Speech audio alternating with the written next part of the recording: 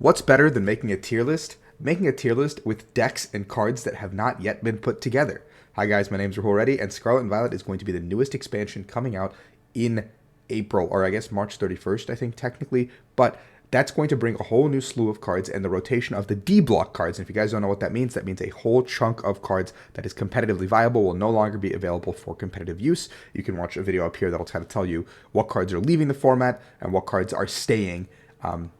If you want to jump into the competitive trading card game, it's incredibly cheap to jump into the competitive trading card game. Decks range between $60 and $100, which is nothing, honestly. So you can build multiple decks if you want for a hobby. And we're going to kind of do some gross overreactions here based on some of these archetypes that people are expecting to be played. So I have not seen any real lists for some of these decks. I have not made any lists, and I have no real idea of how I want to personally play them. But as a content creator, it's time to put these into some tiers and give you guys some justification for it. If you guys like this kind of stuff, please like and subscribe. It helps out the channel a ton. That's all I really ask of you. And let's jump right into it. Gardevoir EX is one of the newer cards that's coming out that's very, very strong with its ability that lets people, or I guess you accelerate psychic energy to psychic Pokemon as many times as you'd like per turn, putting 2 damage counters on it. And it's got a big, bulky body. And so I don't really know how this deck can be bad, especially with Kirlia. It's got 2 different good Kirlias, because usually a lot of the big Stage 2 Pokemon don't have good Stage 1 Pokemon that can support it. But it has 2 good Kirlias, one that lets you discard a card and draw 2 every time you use the ability, and one that lets you bring out other Kirlias from your deck without even needing a Ralts in play. So I think given all of this, I don't know where you would play it. I think Tier 1 is probably where it's going to end up. I don't really know. It might be at like the bottom of Tier 1, depending on what the meta ends up looking like and how like quickly the games end up going. But I feel like with a lot of cards like Scoop Up Net and Quick Ball leaving our format and Evo Incense, the games will slow down a little bit, at least even by 1 turn, which gives Stage 2s a chance to play. Arcanine EX I don't think is actually a very good card. I have like thought about how I would make this work and where I would put this, and I think it always goes into bad. I think Magnezone EX is a very interesting card, but I think there's better lightning type attackers when you're thinking about the deck and the game and stuff like that. So I think it goes into like a rogue category, because I don't think it's bad necessarily, because it's got a ton of HP and its attack is actually pretty decent. But the problem is how you're going to partner, what you're going to partner it with and get there. I think Banette EX, while there's a lot of hype behind it because it's got that old attack like similar to Quaking Punch that stops items and stuff, there's now a separate category for things like tools. The game is a little quicker. I don't think many decks actually rely on items as much as they used to in the Seismitoad EX era. So I think this goes into like a tier 2.5 category. I don't actually think that this is very strong, but I think that there is a potential for it to be very, very good if you can build it correctly or the meta falls into the right favor. But I don't like a deck that relies on that. Like I think a tier 1 or an S tier deck is reliant on its own power level, whereas a tier 2 and 2.5 deck, as well as a rogue deck, kind of rely on the fact that the meta game is going to shift in its favor, kind of like a bell curve, being like, okay, the metagame is at a position where people are not playing this deck as much or respecting this as much, so I can come out and make a surprise showing, but once you do it one time, it's not something you can do over and over again. I think Greavard goes into, or Houndstone, sorry, goes into tier 2, because while it's very powerful, I think it's a lot of effort to set up, and you're not actually one-shotting things. There is a really cool video that I saw at the Japanese YouTube channel where they played Houndstone paired with the Gardevoir to kind of use the Kirlias to accelerate the Pokemon into the discard pile and do a ton of damage, because you can attack with Houndstone turn after turn after turn, rather than needing to find a way to accelerate that psychic energy, because Gardevoir will do it for you, and it's so fragile that it is probably going to get knocked out no matter what in one shot. So it's kind of mitigating that like necessary energy cost, and all you need is really 1 Gardevoir and 1 Gallade to kind of be like, okay, I can accelerate my energies, and my Gallade can get me my supporter like a Serena or a Boss or a Raihan or something to keep the pressure on. And it has that tool, the belt that says you do 30 more if you're behind, which actually is a really cool combination.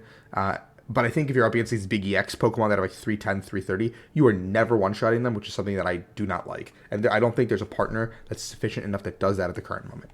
I think Annihilate goes into the rogue category, just because I've never seen a list for it, and the card is not inherently bad. It's just not inherently good, I don't think. Moving to the new format, I think there's not going to be as many basic Pokemon that are very strong.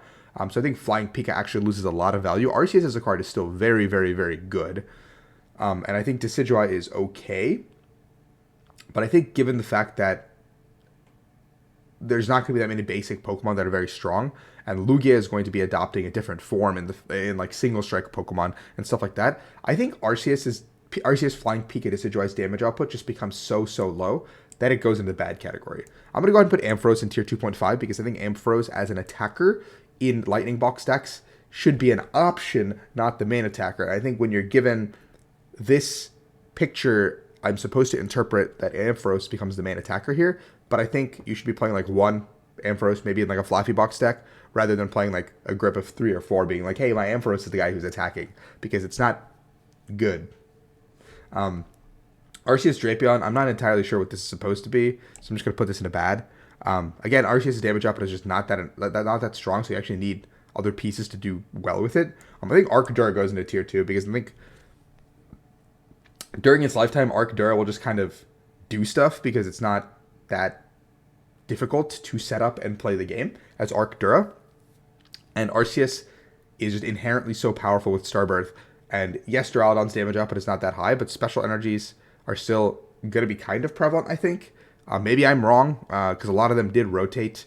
But, you know, we'll see what it looks like. I think Arceus Regidrago could be really good, but I'm going to put it in tier 2 because Regidrago can use a lot of different things, abilities, and you have Gardenia's Vigor to also set up, I believe. And the game does slow down a little bit, so you have an opportunity to do something like this and just kind of get the ball rolling.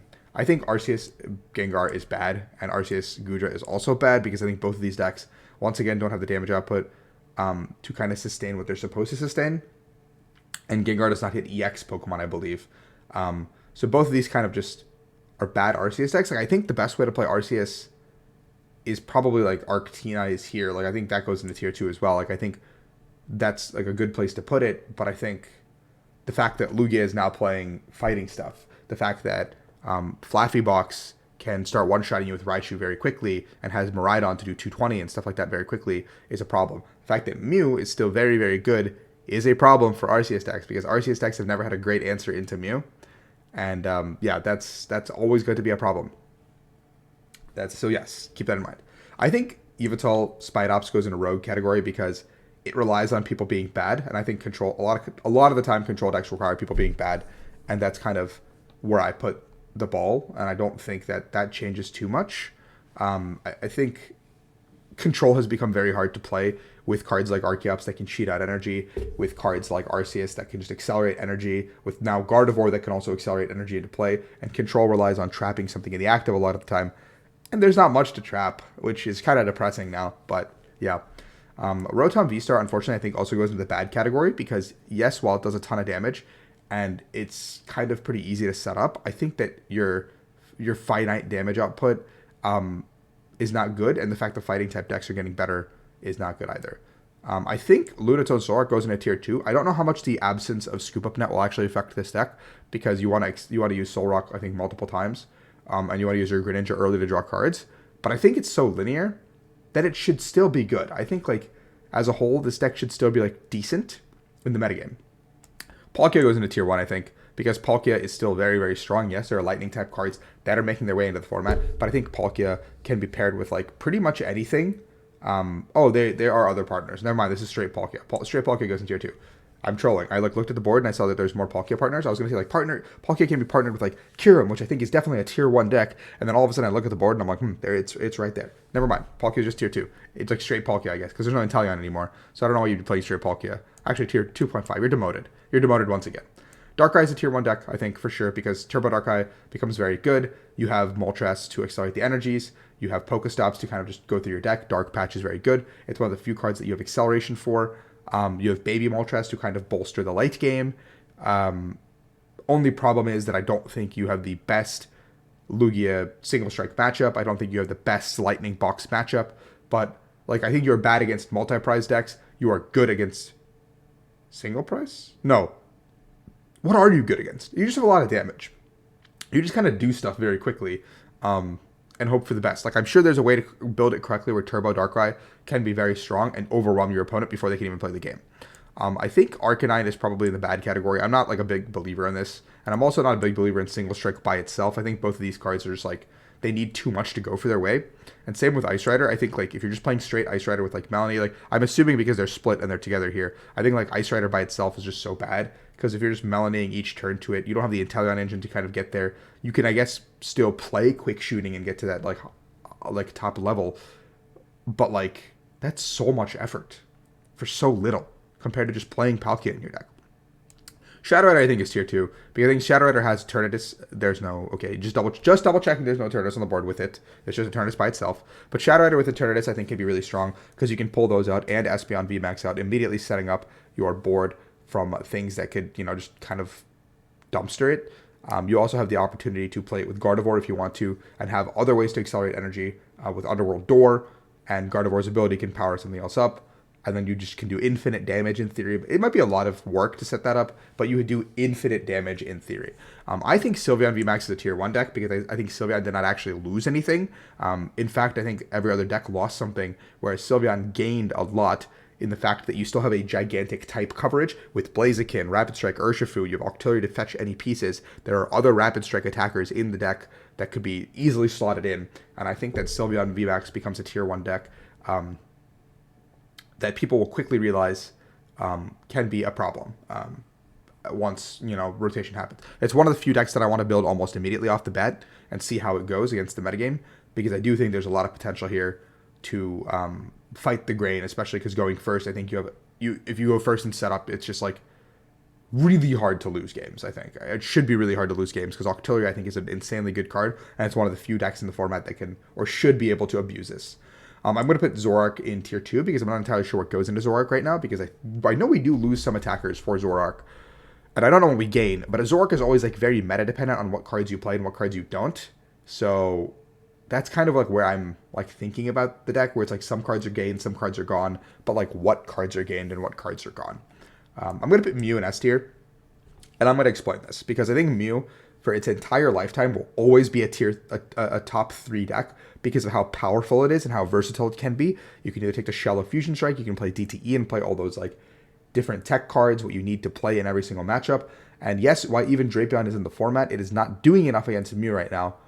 And I don't think that will actually change moving forward because Mew is still going to be on top because of how powerful it is. And now with all these new 2-prizers coming into play, these EX Pokemon, Mew has new 2-prizers to feed off of. You have new cards to Echoing Horn. You have new cards to just like take out with Fusion Strike if need be, because the game has slowed down a little bit. Yes, you lose Quick Ball, but you now have Nest Ball. You have Great Ball. You have other cards that are still burnable. Mew is still a very burnable, go through your deck, get very quick things done very quickly, and I think personally it will always remain S tier unless something crazy happens. Yeah, I think it's always going to be one of those decks you have to worry about, and it's so powerful. I think Gengar goes into tier bad because again, like the same single strike conundrum, and I think Gengar Alto's damage output is so bad compared to other decks, so I'm going to put it there. I'm going to put Flaffy Box in tier 1 because tier 2 actually. I'm going to put Flaffy Box in tier 2 because yes, it's really strong, but you have there's a different Miraidon one, so I think I'm going to separate the two. But this one I think is like a Flaffy Box where you're like relying on using like Raichu and some other attackers, maybe not Miraidon as the focus. So maybe you just don't get there, and you do lose a couple of single prizers. I believe like Zeraora and Zapdos both rotate, so you lose the single prize option to play that game with your Lightning Box style. So you have to kind of adapt and play something different, and that's not really the most comfortable for a lot of players. I don't think it's very good.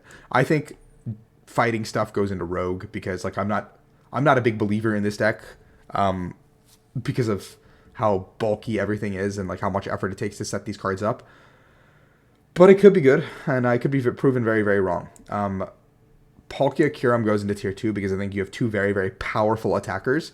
Obviously, I think the biggest problem with these 2 very powerful attackers is the fact that you don't have a Rangaroo anymore to kind of set the top deck, and you don't have Inteleon anymore to kind of just accelerate the game. But you can play like a Mew Celebrations engine and just kind of go deep through your deck very quickly.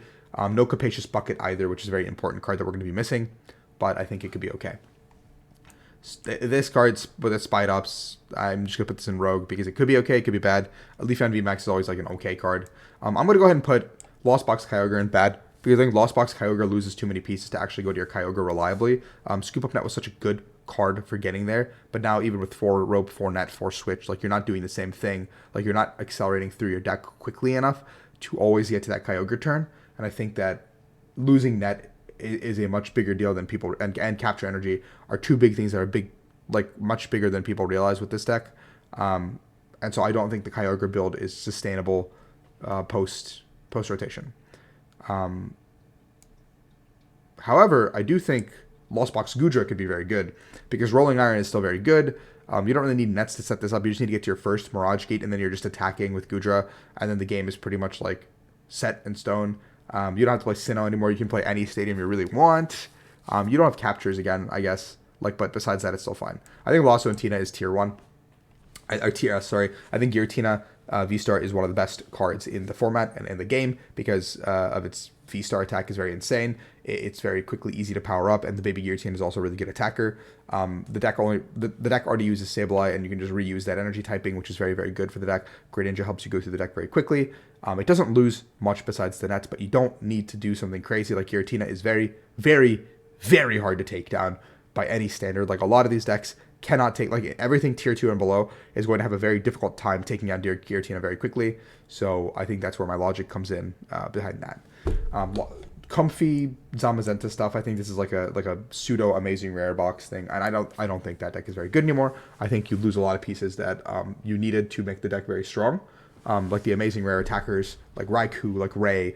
And I think when you're defaulting just Zamazenta, you're committing 3 energies to do 220, but I don't know what else you're doing with the deck. Like it's just kind of falls flat on its face, which is why I think in tier 1 goes the Lost Box version with the Zard, which was one of the first Lost Box versions, the one that Tord won Peoria with. And I think we're going to see more often than not with the double Sableye, or triple Sableye with the Zard, just reusing Zard and Sableye over and over again. Using cards like Path to the Peak or Magma Basin to just keep accelerating and keep playing the game very quickly, because both of those are very powerful attackers, and Lost Box does not need to get too fancy. If you're putting 12 damage counters on the board every turn, you are probably going to win at some point. So that's the logic here. I think Urshifu Lugia goes into Rogue tier because I think Rapid Strike, while being very good, I don't think you actually need the Lugia engine. So yeah, that's where I'm going to put it. Again, I'm not entertaining the idea of Gengar. I'm not entertaining the idea of slacking. Both of these seem absolutely terrible.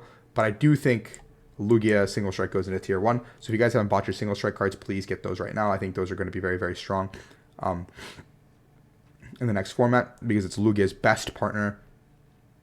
Because you're just basically going to be pulling out these Single Strike attackers that can one-shot everything. You're going to have urns to recycle your energies. You're going to have Umbreon that can gust things up and one-shot a lot of these random things.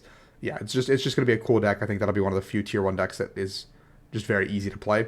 Melanie Urshifu, I think, is a tier 2 deck. I might just be coping because I think this deck is really cool. But yeah. Palkia Ice Rider, I think, goes into tier 2 because Ice Rider is like no bad. It's going to go into bad because Ice Rider's allure was that you can one-shot stuff. But now in this new format, it feels like you're not one-shotting any of these EXs. And even these big VMAXs, like, you're not touching. So you lose a lot of your power. And I guess, like, you can one-shot Tina and stuff if you actually set up. But Tina's going to take 3 prizes while you're taking 2. And that feels terrible. Now, this Palkia Gardevoir Kyogre deck seems really cool. So I'm going to put this in tier 2 because I've not actually played it. But I think there's a lot of potential here. And I think this could actually do a lot of damage if built correctly and played correctly. Radiant E-Turn I'm going to go ahead and put in tier 2 as well because I think there's a lot of potential for just Radiant E-Turn box-style decks that can pull these random VMAXs that could be potentially good out of your deck. I don't know if it's actually good. It might just be complete garbage because of the commitment to just burning a turn to do stuff. But that all being said, I think E-Turn could be very strong. Raikou, I don't really know what this is supposed to be. I'm going to put it in Rogue. I think maybe it's just like a Raikou box.